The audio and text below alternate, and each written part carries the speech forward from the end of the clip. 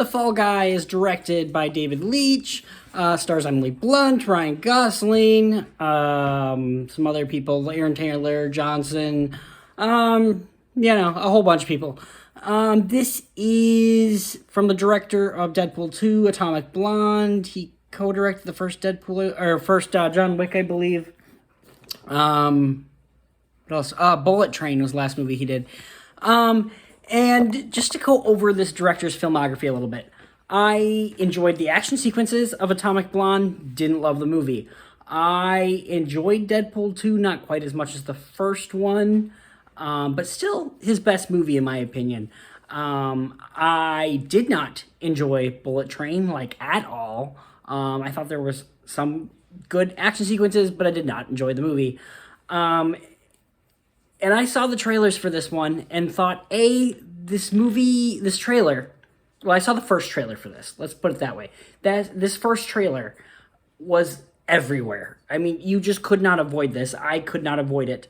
So I did see this first trailer, and I immediately went, well, that just spoiled the entire flippin' movie. Boy, was I right. Every great scene is in this trailer. Now, it's extended, of course, but everything's in that first trailer. If you have not seen the trailer for this movie, do not watch this trailer. I'm kind of starting to get annoyed with saying that. Don't watch trailers nowadays. Trailers are just spoiling everything. I hate that we're in a time now where we want everything spoiled for us before we even see the movie. What's the point of seeing the movie? I guessed everything that was going to happen in the order that was happening with just watching this one trailer, and it annoyed the shit out of me. I wish I had not seen the trailer for this movie. And watching the trailer for this movie, I went, okay, this movie could be fun. I don't like this director's past movies.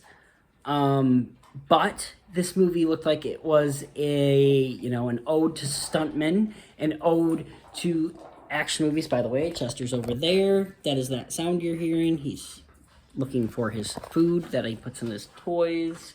Anyways, what are you playing with there? Oh God, dog. Okay, where was I? Anyways, yeah, ode to movies, ode to stuntmen. And I thought, okay, this could be at least fun and interesting. And this movie is fun and interesting, but it's not as great as I really would love it to be. I think 100% that stuntmen are underappreciated, and that's why I was kind of excited for this movie, and the fact that this is, a love story essentially to stuntmen. I really like Ryan Gosling. As much as I'm glad Robert Downey Jr. won his Oscar, kind of wanted Ryan Gosling to win that Oscar, especially after watching him before I'm just Ken at the Oscars. Ryan Gosling is an underappreciated actor, in my opinion. The fact that he can do actions and comedies and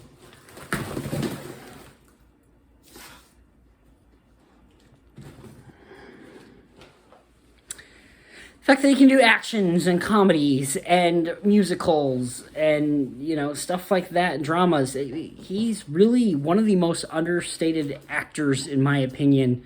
And he's kind of on the Leo train, where I'm like, dang, this man should have 17 Oscars on his shelf at this point. He can do everything.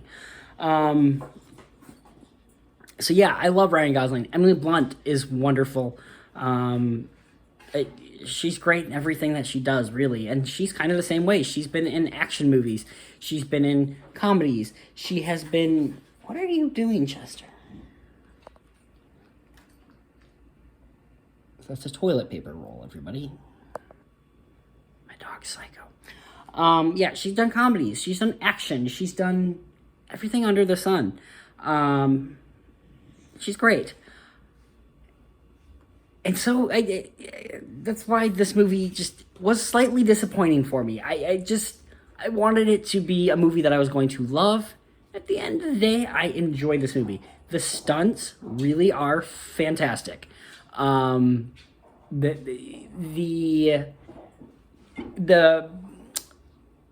ode to movies is really great. I love this movie is about the making of a movie.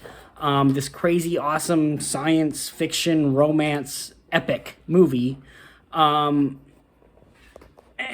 I love kind of seeing the behind the scenes of a movie. It's really cool to see that. And I love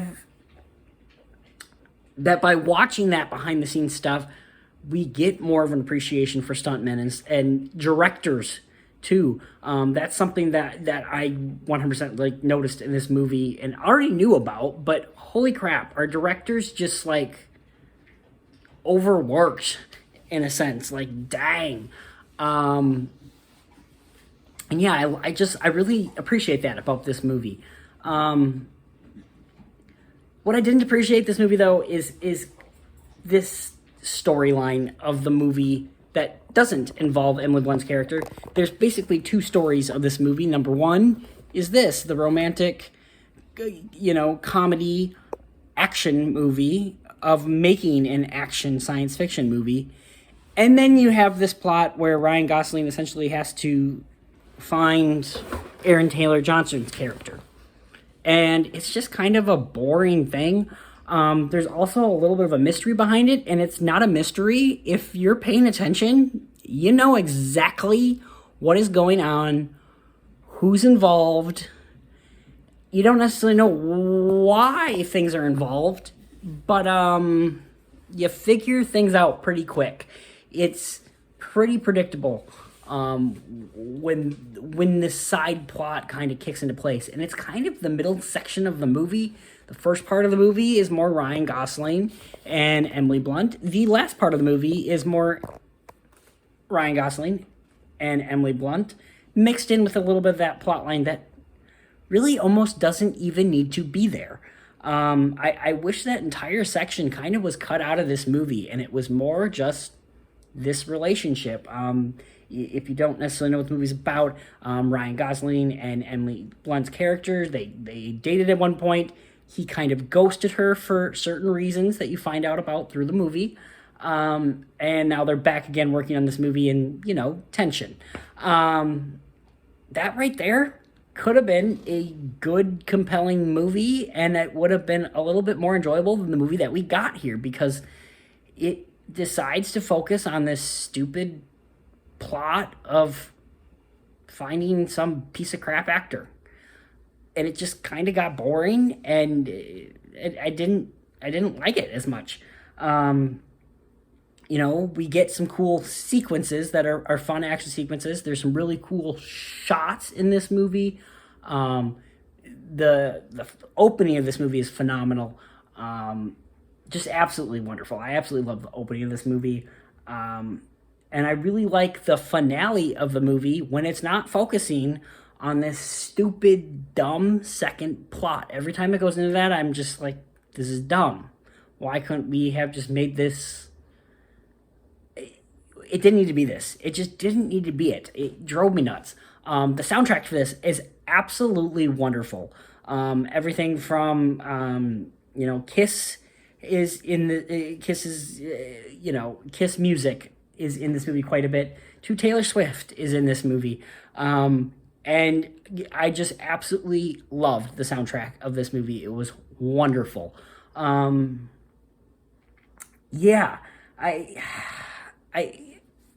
not going to say this is a bad movie by any means. It's a very good movie. I'm just very disappointed by it. I just thought that maybe this movie could be amazing. And it's got its moments that are amazing, and then there's just other stuff that's just absolutely stupid and boring and cliche and things we've seen 100,000 times, and it just gets very and this movie would have been a really good 40-minute movie, hour and a half movie. Instead it's 2 hours and 5 minutes, and it just does not need to be. And that's unfortunate to me. All in all, though, it's fine. It's fine. I saw this in IMAX, which I was disappointed by the IMAX. There was no IMAX in this movie. They did not film this movie in IMAX. And I just was like, how could you not film this movie in IMAX? This movie could be, made for IMAX. It's a widescreen, your standard aspect ratio kind of thing. And I'm just really disappointed by that. Yeah, this is a movie that I kind of want to go see in theaters again, in IMAX again, which I might do because I just feel like I am hating on this movie, even though I'm not going to give it a bad score. I think at the end of the day, my score for this movie is about a 7 out of 10. I don't hate this movie, like I said. I'm just really disappointed. Like, I just thought that this movie could be something better. So I think with this one, this is more my expectations. But at the same time, there are issues with this movie, big time issues in my opinion. Just a complete side story that doesn't need to be there. The movie's way too long. And I think at times it almost doesn't want to trust what it is. It wants to be two different things. So yeah, a little bit of disappointment, but it's still a good movie. If this is definitely the kind of movie that you should support, I would say. Like I said, it's celebrating stuntmen, it's celebrating movies. If you're not a big movie buff, there might be things in here that you find a little obnoxious and annoying, but it is movie-related things that I certainly appreciated. And I think other people that do love movies, they will appreciate as well. So yeah, that is my review of The Fall Guy. Tell me what you guys thought of this one. Did you guys really love this one, or did you just think it was good the way I do? Yeah, comment down below. You let me know. Have yourselves a great night. Don't do anything I won't do, and hey, I'll see you next time.